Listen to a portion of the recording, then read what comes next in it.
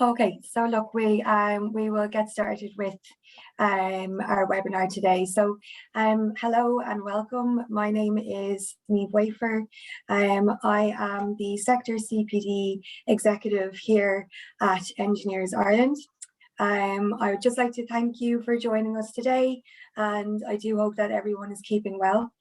So just moving on to today's event. So today's event is the second of a four-part series that we are running here at Engineers Ireland under the theme of emerging trends in digital engineering. Just to give you some background to this series of events, Engineers Ireland is strongly committed to supporting our members, the engineering industry and Ireland to thrive in a digital world. And this is all part of our advocacy strategy with particular attention to our Digital Future campaign theme. So through our sector events and our CPD programs, we're focused here on ensuring that you as engineers gain the necessary knowledge, the skills and experience to sustain the profession in the future, particularly in relation to digitalization. So we just want to ensure the future workforce has the necessary digitalization skills to succeed. So Engineers Ireland have been focusing on digitalisation for some time, with it being most recently at the heart of our national conference in October of last year, and also included in our State of Ireland report, which was published in December. The report which looks specifically at infrastructure and a digital future. So as you are all more than aware, digitalization is transforming how and where we live, work and learn, which actually leads us nicely to the topic of our event today. So today we will look at the great work being led by Kieran Mahon in DCU, where they're using a digital twin, and also how that feeds into Dublin Smart City Project, which Veronica Mariti Sesoko is here to discuss with us also. So the purpose of this webinar today is to learn more about digital twins and how or if it could be applied to your own projects, and if so, how to go about doing that. So we are kindly joined today by Kieran Mahon and Veronica. Kieran, just to give a brief overview, he is the Smart DCU Projects Facilitator. He has previously worked in Vodafone, where Kieran pioneers the use of AI and the development of predictive analytics, and was successful in leveraging academic research for new propositions. Before that, Kieran was the Technical Director of the Irish Government's Programme in Advanced Technology for Multimedia. Also with us today, we have Veronica Mariti Sesoko. Veronica is an assistant engineer working in Dublin City Council Smart City unit. So she's been based there since 2019, and that is she's in the innovation section of the council. She has been involved in projects in areas such as mobility, environmental connectivity, engagement, spatial analysis, and 3D models, and obviously digital twins. Her qualifications include a master's degree in engineering transportation from Trinity College and a bachelor's degree in civil engineering from her home country of Brazil. So finally, just to note that we will hopefully have some time at the end of our presentations today for a Q&A. We will look to wrap up for 2 p.m. Just in terms of the Q&A, if we can aim to use the Zoom functionality for that. So please direct your questions there rather than the chat function. And also to note that the event is being recorded and it will be available to view shortly afterwards. So without further ado, I just want to stop sharing my screen and we will move on to Kieran's presentation, if that's okay. Thank you very much, Niamh. Thank you, Kieran.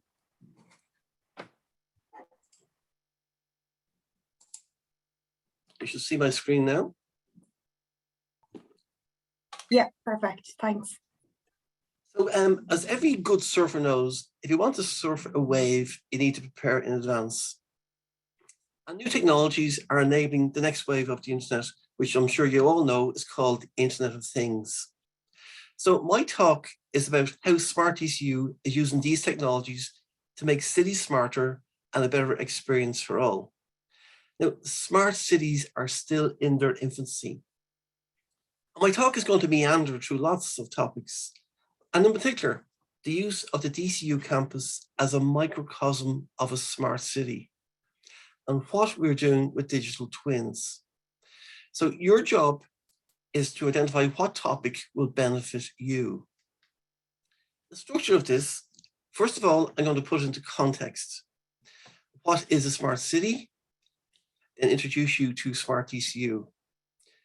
We then look at examples of Smart DCU projects and how they blend together to become an ecosystem of a smart city. And then how the digital twin is an enabler of all of this. A quick look to the future, followed by conclusion. So, what is a smart city? Now, cities worldwide are ever increasing populations and are straining existing infrastructure and services. They all are looking to be more sustainable, accessible, and inclusive for all. We need to be able to reduce pollution, congestion, and stress levels. I see the solution is to leverage emerging technologies to make cities a better place to live, work, or visit. Now, this will be possible because there's new key enablers. So sensors used to cost a lot of money. We're now going into a world where sensors are extremely low cost. This is because standards have been agreed and they're now mass produced. The constant developments in wireless networks is an amazing enabler as well. Things which were impossible before suddenly become possible and at low cost. And of course, the Internet of Things, where it's possible to connect everything to the internet. Now, all of this, of course, will create a huge amount of information, and you could say an information overload. So we'll also have to use artificial intelligence to filter this out, and particularly to use this at the edge to make sure we intelligently filter things we do not need to analyze. So if this happens, the outputs will be the citizens should have a happier, healthier, and better experience of city life. Now, $2.5 trillion by 2025 is what PwC say is the global smart cities market. So we're talking about a massive growth area. And 225 is like tomorrow. It's moving very quickly. But actually today, I would say they're still in their infancy. But there will be new business and engineering solutions that are only actually limited by your imagination. So what is Smart DCU? My answer is it's part of the Smart Dublin ecosystem.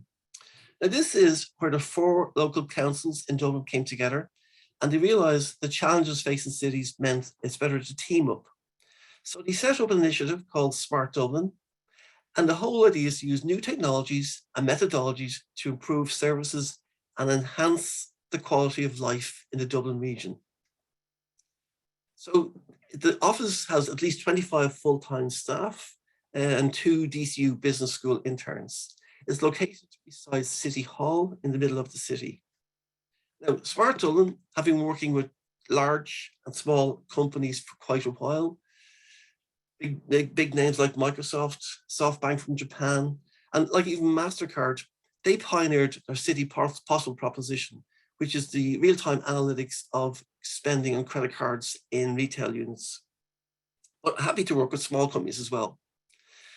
Google even launched the first ever electric street view car was launched in Dublin. So Smart Dublin have a framework. It's called the Quadruple Helix Framework. And this leverages the strengths and the capabilities and expertise in local authority, research and academia, communities and industry, brings them all together in a series of smart districts. So spread across Dublin is a series of different smart districts, each one geographically different and different in character. So we have Smart Balbriggan, a townland on the north of Dublin, very focused on community engagements and getting them up to speed with new technologies. Smart Docklands, which is based around Silicon Docks, working with the multinationals down there, very successful, the very first smart district in Dublin. We've recently launched Smart Dunleary, looking at the sustainability. Smart D8 is looking at citizen welfare. However, we're here today to talk about Smart DCU. So Smart DCU is about using the university campus as a smart city testbed. Now, this is because DCU, it's a university, of course, located on the north side of Dublin. It's got 3 academic campuses. It's got 1 research in innovative campus called DCU Alpha and 2 sports campuses. The whole idea is to use this as a test bed for smart city innovation, where the campus is the city and the students and staff are the citizens. And this is because the campus is a microcosm of a city. Everything a city has except a miniature: accommodation, road network, retail outlets, everything. But uniquely, of all the districts, it is 100% owned and controlled by the university. So this gives us an ability and agility as well to be able to make decisions extremely quick. You're not looking for multi levels of different departments to give you an answer.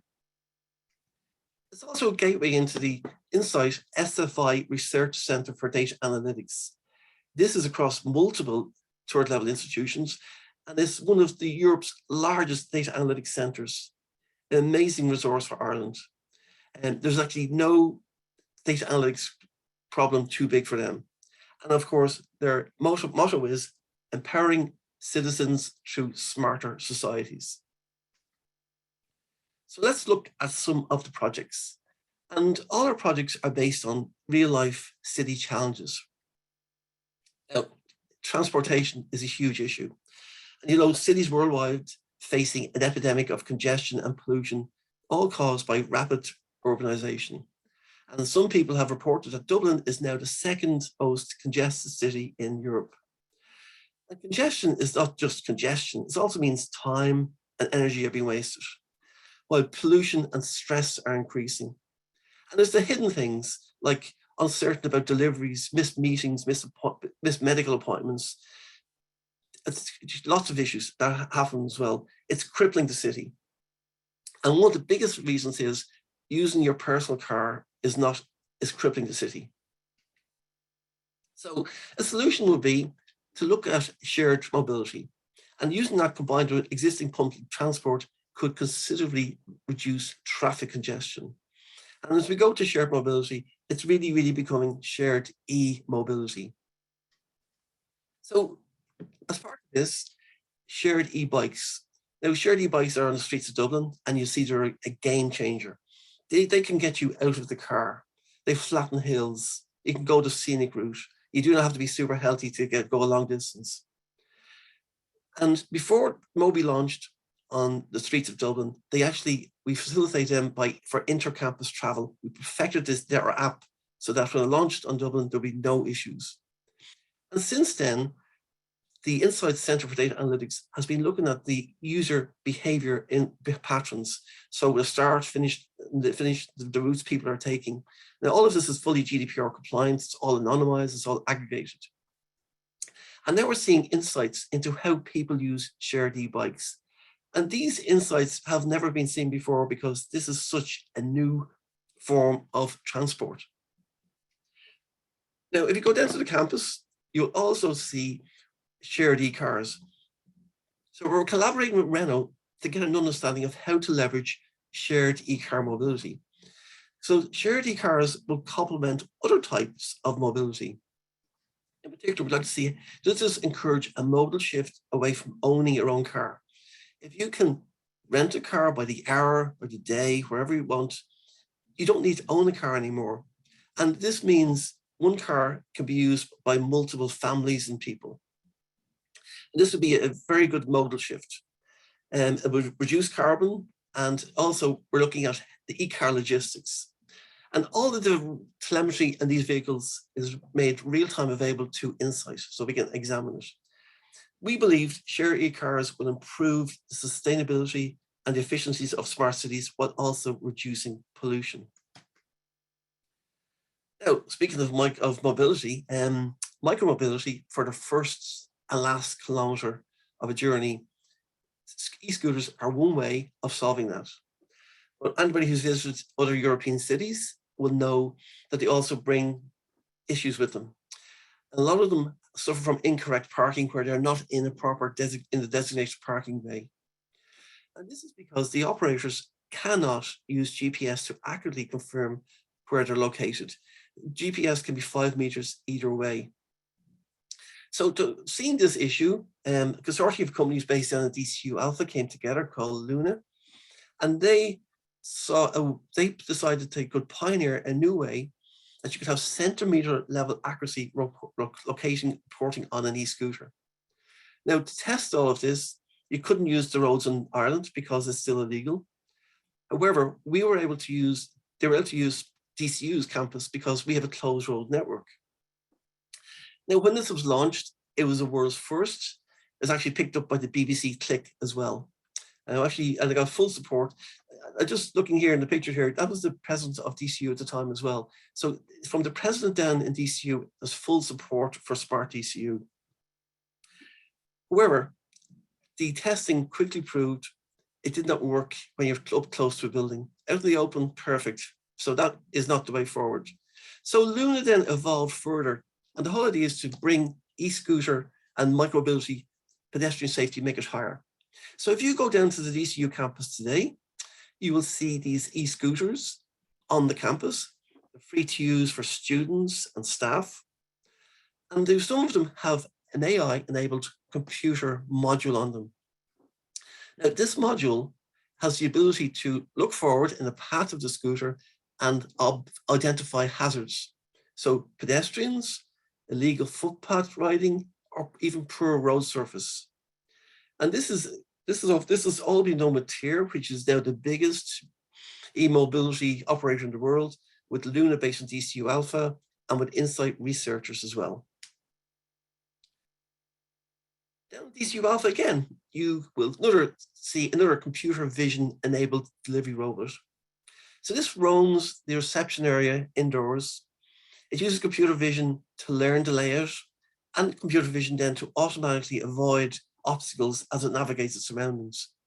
And it's fully autonomous, zero emissions, and really a very efficient way of doing deliveries. That's been piloted down in DCU Alpha. Well, on the DCU Glasnevin campus, we were trialing teleoperation delivery robot. This used a video link to a remote driver to drive it. And it was actually possible to order burger and chips and have them delivered to you. Now, during the pandemic, at the height of the pandemic, some people may have seen a hydrogen bus was introduced on one of the local bus routes on the north side, which serviced DCU. And we heard the bus was coming 6 weeks in advance. So we asked our partners, would they be interested in putting sensors on the bus? And many of them did. Now, there was lots of rules. One of them was we weren't allowed to drill holes on the hydrogen bus. And I think we know why that is. But our partners got together and they put a series of sensors on the bus, including location and environmental. But on this bus, there was also the Halo unit. And this was an AI-enabled unit at the edge. It could take a feed from any sensor, learn about normal behavior patterns, and only report on exceptional events. And all of these units use different types of wireless networks to connect back. They all use low-powered wired area network, which are optimized for the Internet of Things, and I'll talk about them later. But when we had it in operation, in serving DCU and Dublin Airport, and I think Dunshaughlin or Dunboyne, it probably was the smartest hydrogen bus in the world. We also asked a person with autism to trial the bus, and they also report it was an extremely pleasant experience. Of course, the hydrogen is turned to electricity, and then it's actually an e-bus. Now, if we did it again, we would do the same sensoring with a diesel bus, so we could compare like with like. This happened in the height of the COVID lockdown, and we were actually lucky that we actually managed to get this done. So we're seeing an emergence of lots of things to do with intelligent transportation, which you could say is understanding how you have the right vehicle at the right time in the right location. Never having to own a vehicle, yet still enjoy the comfort and convenience.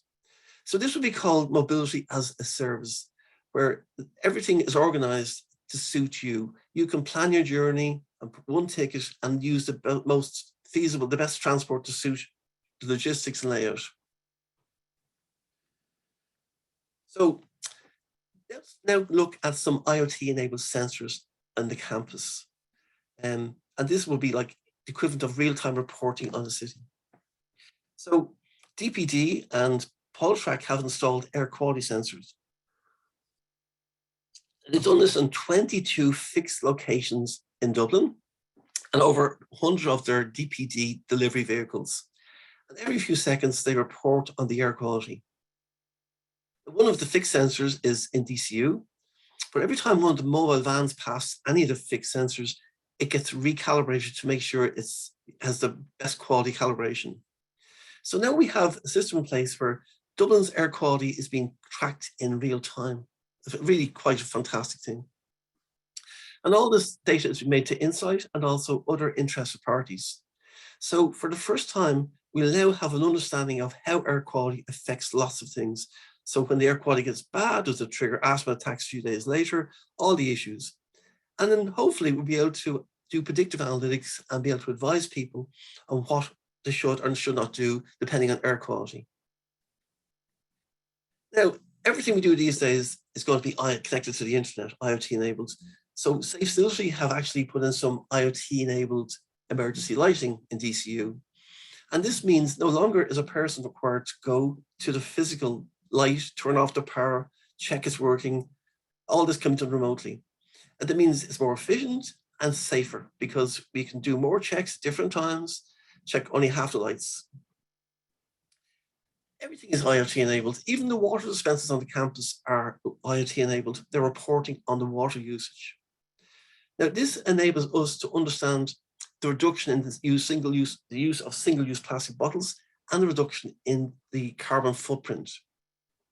Hopefully soon, we're going to start putting noise acoustic sensors in locations that could be very noisy and actually could be an overload to a person with autism. And of course, we're not interested in personal information. All of this is done completely anonymously. No personalized identifying information is ever analyzed or speech.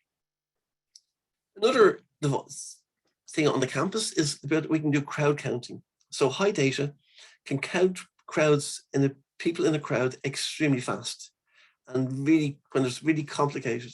So now we can see congestion in real time as well.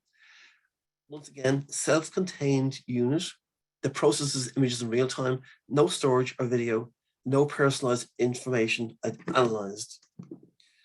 And Ambisense, a company that makes world-leading environmental sensors, they came and they put some sensors in some of our large buildings. So with buildings, air quality is extremely difficult to get it absolutely right. It could too much ventilation, too little ventilation. So these sensors would actually report correctly about exactly what you need to do. And these sensors came in a small module which you can stick to a wall of a building and have a battery powered and a long life battery power. But they needed to connect to one of our wireless networks. So we actually have already built a LoRa network, which is a low power wide area network. So we could bring them as a partner to us. They could plug in and they didn't have to worry about internet connectivity. We were able to solve that problem for them. So if we're talking about I mentioned low power wide area networks. Now, these are really the key enablers of the Internet of Things, absolutely fundamental. So these are optimized for something which is a small amount of data. So it could be a temperature. It could say the door is open, the door is closed. And also the devices could be far away from the antenna. So up to 10 kilometers in theory, it'll work, they can send information. Or also from somewhere like an underground car park, or maybe the middle of a forest where there's actually no normal mobile coverage. So these low power wide area networks, they are catered exactly for this. And they use very little power. So therefore, some of them, the batteries can last up to 5 years. But it's actually possible that you can actually have, by pressing a button, the energy used, expended in doing that can actually power these devices to communicate. A key thing for the Internet of Things is where we're going. So we're evolving into the ecosystem of a smart city. And there's lots of great things happening here, but they're all happening in silos, which is not the best use of technology. So we need to bring them together. For that, we're going to use a digital twin. Now, if you say, what is a digital twin? There's many ways you can get an explanation. One is digital twins are a computer simulation of a physical item, a building, or entire countries. Now, there's many components in them. The digital 3D model, real-time data feeds. You need some sort of automated analytics to avoid information overload. And you can then visualize this data in 3D. And it all would fit on a digital twin platform. Now, a lot of engineers will see things as a technology tool, but they're actually a business tool. And that's the way to see what's the challenge and use it as a business tool. So the aviation industry are well ahead in this space. Jet engines cost up to $30 million each. Failure can have, apart from the safety issues, can have huge financial implications as well. So they have made digital twins of their jet engines, and they feed in all the information about the engine in real time as near as possible. So the temperature of the gas, the engine telemetry, numbers of years in services, the routes flown, the weather it experienced, last inspection, all of this. And the whole idea is to have an understanding and predict when something needs to be replaced before it actually fails. So with a digital engine, once you build the digital twin for a jet engine, it's easy to replicate it for all the engines in the fleet. So the aviation industry would have it's a digital twin for each single engine. And then they put this all in one huge digital twin platform. They now have oceans of data, absolutely oceans. It's a gold mine. Now, with historic data, it always gives you perfect hindsight. So what they needed to do is turn this hindsight into foresight. Now, they do this, so they have lots of this data, and what you're seeing here is just a visualization of what data might look like over a period of time, historic time. And they divide it in two, and then they look at the early data. I'm going to ignore the later data for the time being, but they will have a component failure. And then they will go investigate it, because the airline industry is extremely good at looking at why things fail. And they would trace back to something, and it could be something small. A drop in hydraulic pressure caused the valve to break, that caused the bearing to go. And they can see these trends and say, we believe that's what the failure was caused. And the whole idea will be to understand that and then replace those pieces in advance of the big failures. Then they can look and see, is this happening again? So we see this same pattern happening again. And if it's patterns happening again, will the failure happen? So therefore, they use the later data. And they can now confirm that component, that they have validated the pattern that will cause the component to fail. Now, This is complicated for humans, but for a computer system, this is extremely easy to recognize all of these patterns. And as you get all these patterns together, you start seeing what scenarios cause them. Now you can actually run simulations of the future data. And once you have the simulation of the future data, you can now start doing predictive analytics. You actually can predict in advance where the component will fail. So what we're seeing here is the ability to turn hindsight into insight into foresight. Now,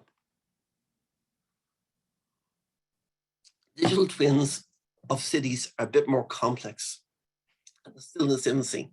So let's look at Smart DCU's digital twins. Now, I mentioned 3D photography.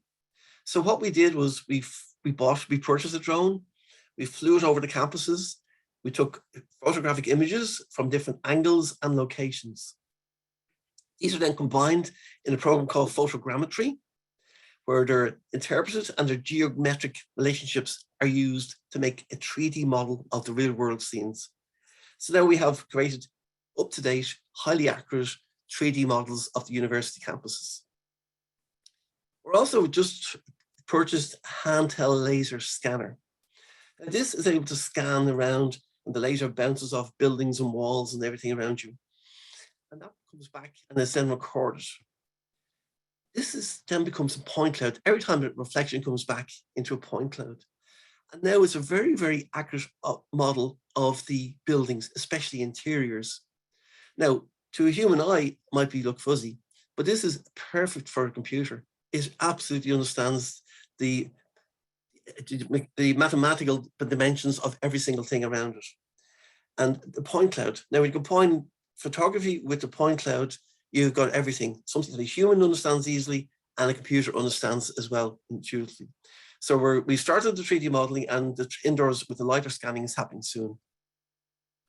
So we say digital twin has many components. So we have the virtual model of the campus, the 3D models.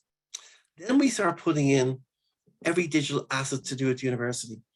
So room reservation system, all the sensor data we're collecting, building information models. Bring them all into this one digital twin. Now, the best thing now is they're all aligned in time and location, temporal and spatial, and they're no longer in individual silos. This means we now can cross-pollinate them to do lots of new things and gain insights you couldn't see before. Now, from the simple things like operational dashboard alarms, that gully's going to flood in a minute, to virtual reality planning, you can use augmented reality, and as you get more and more data, we can start running artificial intelligence simulations, which will give us predictive analytics. So the uses of the digital twin are unlimited, absolutely unlimited, including the ability to use them for intelligent routing.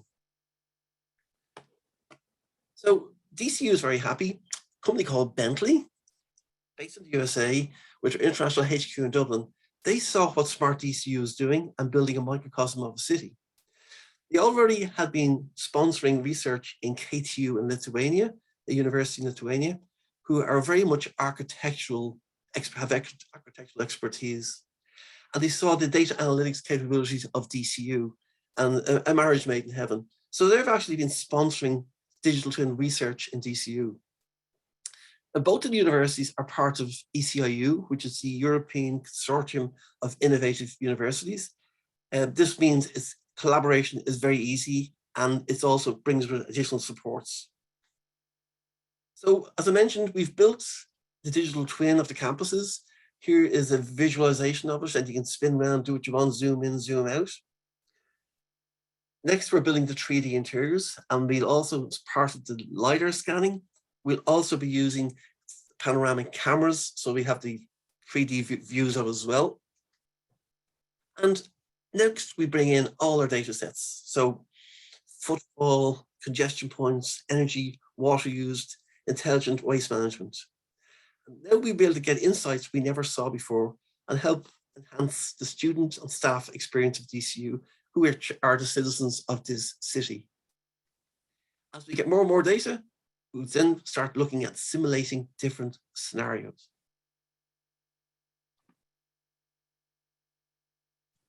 So let's look to the future. DCU is the world's first designated autism-friendly university. And if you were to visit a campus and be told to meet you in room so-and-so in a certain building, you actually find it quite daunting because universities worldwide are labyrinths. But if you have autism, this can be even more stressful. So we're going to build a seamless outdoor-indoor pathfinder. Indoor pathfinding is always complicated. So we've looked at this, and we're going to use Wi-Fi 6 to actually locate a person indoors. And that's because it's got a unique feature called 802.11mc. This is round trip time. So you can accurately pinpoint somebody indoors with Wi-Fi 6. Using Wi-Fi 5 and signal strength and other beacons is not as good. This is going to be very, very accurate. And then we'll also have information about sound levels, congestion. So when the student is told in 15 minutes, you need to be at a certain room, we will be able to say, do you want to go on an autism-friendly route? And then they will avoid areas which are congested or noisy. And all this done dynamically, as if the noise isn't there, they go to the shortest route. Everything, of course, will use the principles of universal design. So if you've got a physical disability or visually impaired, we hope to have a version optimized for you as well. And of course, it's availing of everything, all the little small pieces of this jigsaw, the LoRa network, the environmental sensors, sound detection, all the timetables, all of these feeding into this.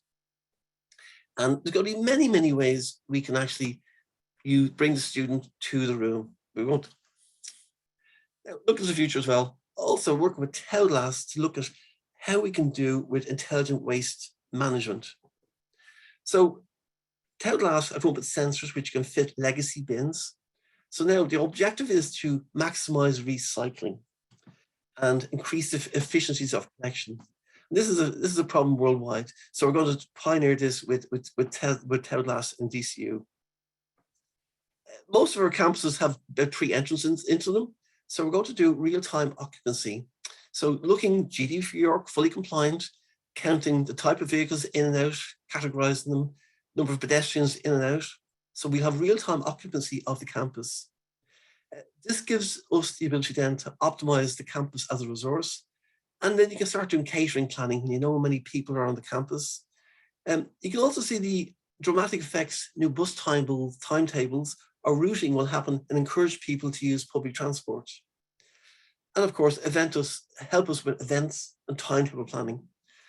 And of course, availing of our capabilities in data analytics to actually do predictive analytics and identify unusual patterns. The most ambitious thing I want to do, I want to introduce 5G with the MEC, and I'll explain it now. So 5G is not a faster version of 4G. It's an entirely different network. It's more efficient energy-wise. It's got lower latency. It's got higher bandwidth. And there's also a thing called a MEC, which is putting computing from the cloud actually at the base of the cell. This is called multi-access edge computing. So as an example of what could be possible here is you have the ability to, instead of having extremely elaborate AI on the scooters, they can send a video feed to the 5G station, where this can then be analyzed, and in very little latency, they then can get instructions over is there hazard in front of you or not. The fact it's done centrally has great advantages. You have a holistic view of what's happening in real time. You can update the software. You reduce the cost of hardware on the edge devices. It is absolutely what we could do with this. And of course, also you could put in the actual digital twin in here as well. So 5G MEC is something I would like, another part of our puzzle we want to put together in the Smart DCU. So conclusion, smart cities are complex ecosystems. They will be real-time connected, everything will be made, and you will have a lot of times the decisions will be not made by people, it will be made by machines, and they'll be data-driven. They will have to be more sustainable, accessible, and inclusive. So Smart DCU is evolving into a microcosm of a smart city. And what we always say is we always welcome new partners. It's an ecosystem, it's complex, there's room for everybody there to come and play there as well. So I started at the beginning by talking about the wave. So smart city waves are coming, and I'd like you to enjoy your surfing. So many thanks for your time. That's the end of my presentation. I'm going to hand you back over to Veronica now. Thank you so much, Kieran. Your presentation was amazing. I always love listening to all the projects in DCU. I'm gonna just try to share my screen. Can you all see my screen? Yes? Yes, that's perfect, Yes. Veronica. Perfect, thank you so much. So Kieran was basically like mentioning all the fantastic things happening in DCU, a little bit of the digital twins and all the IoT and data analytics and some of the future plans. And in my case, I work for Dublin City Council, that is part of the Smart Dublin team as well. And what I want to cover today was more like a DCC journey. So I'm going to try to keep under the time, but yeah, hope you enjoy. So to start our journey in Dublin City Council started in 2019 on this world of 3D city models and digital twins and BIM and all those questions. And at that time was pretty much okay, everyone was excited. They wanted to know more, but was always just like conversations. And so what we decided was, okay, we're going to purchase and build a 3D model of a small area of the city. So we selected a small area in Docklands, just in city center, and we built a 3D model of that part of the city. We open up for a data hackathon event that we hosted. We also gave them like some data sets that is from our open data portal. And we wanted to ask them like, what kind of use cases can you come up? What's useful to have a 3D model? And yeah, pretty much like, why should we be investing on that? So for those conversations, it's when we actually got 2 main winners that we started exploring. So on the right of the screen, it was the Place Engage application for mobile phone, and then they could visualize a proposed new building. And then the second winner was Dublin Fire Brigade, and what they did was also an AR application just with annotations of key features like the wet riser or any like alarm panel, those kind of things that could be useful to them.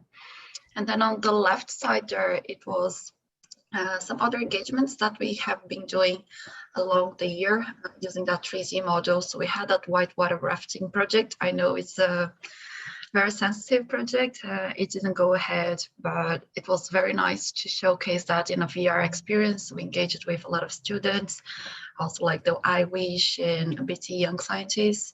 And it's just like nice to showcase the technology and what's possible. We also engage with our bridge engineer departments, and they were like having all their bridges modeled, and we could insert in the context of our wider model, and they could experiment the space. So it was a very nice experience and lots of learnings.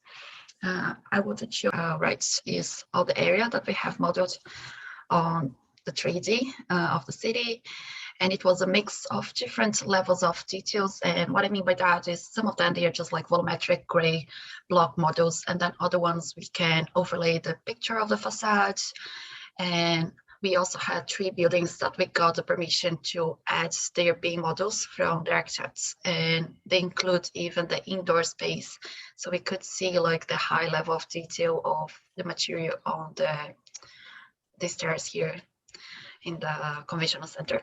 So it's just like to show and try to also explore what's possible in different levels of details, how heavy that's going to be, and do we need that kind of detail as well. So those were some of the questions we had. And then one of the main use was, like I mentioned, that how we can better engage with the citizens to showcase new propositions of developments or buildings coming up in the city.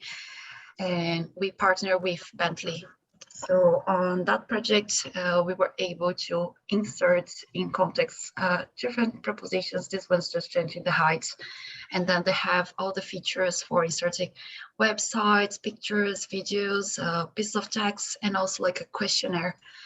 And all of these could be done on a web browser. That was the main question that we had following the previous model that we had in the city, because it was very heavy and you would need a super powerful laptop kind of gaming specifications. So it wasn't very accessible to most of the people. So we're thinking, okay, how can we do that? And that was like the key solution that we were trying to solve at the moment. So moving from that like nice OCP environment that is a Bentley software, we also were talking to see, okay, what's the next steps that we can have apart from this like nice web browser view. So we start talking with Microsoft and they were like trying to do a partnership with Bentley. And the main reason was, okay, it's very nice, but would be much better if we could integrate with our portal that already does all the consultation piece. We are also in need of the public to contact our planners, and our corporate platform during COVID was Microsoft Teams. So we're like, could you connect and maybe they could book, look into the calendars of the planners, half an hour session just to have like some Q&A. So it was like a very nice kind of idea that we had. Unfortunately, that kind of thing didn't go ahead, and that was very complicated from your technical side of integrating different platforms and between like two different private companies. But it's something that maybe in the future we are going to be able to, if there is more like cities and more interest, they might gonna make the investment. We had some other talks as well between Bentley, Microsoft, and Century. It also didn't result in smart cities, but it's also like very useful. It's not just the successful stories, but also what we can learn, what kind of use cases, and even though if you cannot do today, maybe like in a year time or 2 years time, we're going to have the resources or we're going to have the right momentum to actually make that come through, or even like the learnings of why we fail. Can we just like watch out for those? So all of this is valid to us, which is a workshop, and that was already in 2021. And that session was useful to Dublin City Council to understand what's the interface between the IoT and this like digital twins or digital space, and how that could be useful to us. And we're not able to design a pilot project that would be interesting to everyone, but all of those use cases were actually kept in our archive, and we're gonna start progressing as we can. But those were some of the engagements with those. So we have Graphical, and that's a Singapore-based company, and they were very nice because they could mix different quality of images in the same model. They were also able to integrate with live CCTV cameras. It was an interesting company, and it's not that big one. We also had, sorry, just let me turn off this audio. Okay, sorry. So we also had a Digital Urban Place, and that's a UK-based company. And what was very interesting to talk to them was their business model. So they're trying to sort it out, how they can make it sustainable, because building those 3D models are very costly. And we were like, okay, how can we make this also like real? Although it's very nice, we see a lot of potential. We also need to be like ground through, and money is a question, how that's going to be sustainable. So the way that they are looking at is doing a subscription model. and you can, according to the areas that you would like to develop, or you have like projects coming up, you could send to them a small area every month, and they would be like modeling for you on those bases. So at the end of like a few years, you would have a whole model of the city. So it's like a very interesting approach that they are doing. And they're also interesting for another reason. They were able to create some APIs for visualizing the winds, pedestrians, the noise across the cities, air quality and energy, traffic, some use case on heritage, consultation, and the visual impact as well. So for us, that was like very exciting, and it's always good and much easier to sell those ideas when you have something to showcase. And then the View City company, and that's also another UK-based company. We decided to partner with them because they already have a 3D model of the entire city or county of Dublin. And so that was very interesting to us because they already have the model. So we were like, okay, so let's just try to develop the use cases. What kind of tools do we need? But that company, it's pretty much for, it's just to show a little bit, but at the moment it wouldn't cover all our needs because they are pretty much just trying to see how they can assess new developments coming up, how they can do all those heights, the development plans. So it was much more specific. Maybe they're going to start in the future exploring out their areas, but they want to be like a very big experts on this field. And one of the problems, it would be that we wouldn't own the data of the 3D models, different from the previous company. So that was one of the questions for us. Do we need to be like locked into a place that we don't own the data? So there are all those questions. And of course, we have those conversations with them as well. So here is just another of the features that they have in their own platform that we are testing at the moment, but I'm just gonna move quickly so we have the time for Q&A. So that was just like a snapshot on end of 2021 companies and what we have learned and the different restrictions and barriers.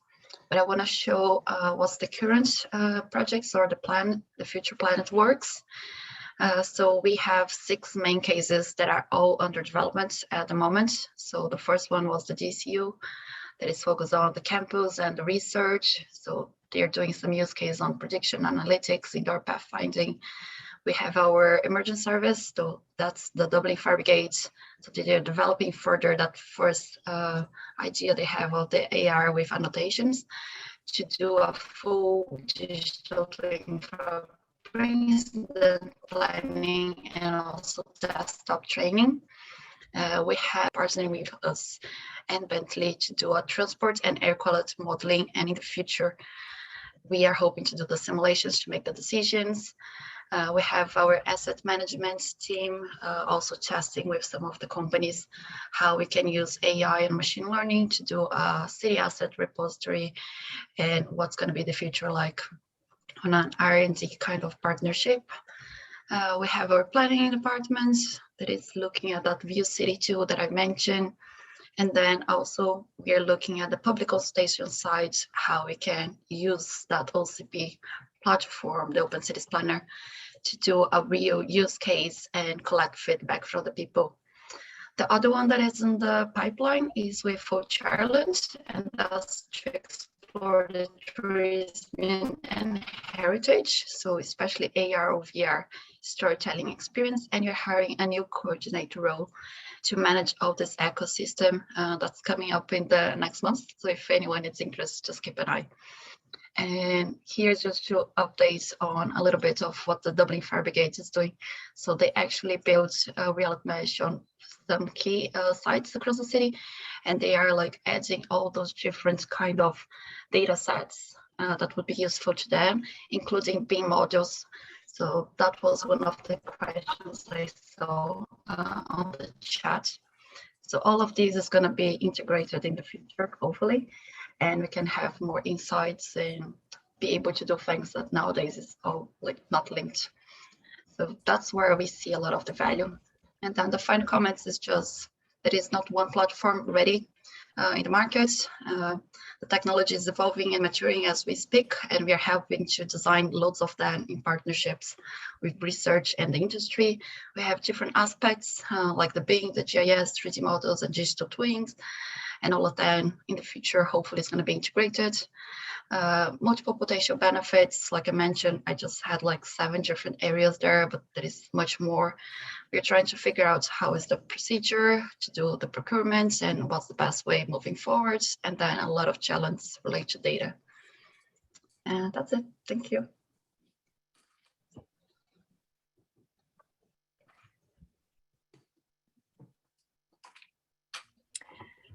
Thank you both so much for 2 very, very interesting presentations. And sorry, we've had to wrap it up because there's just so many components to it that I'm sure are of great interest to everyone here.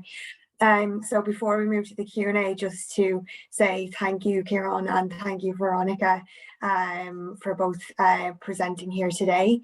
So just moving to the Q&A with the small bit of time that we have left, I just see a question here from Jeffrey.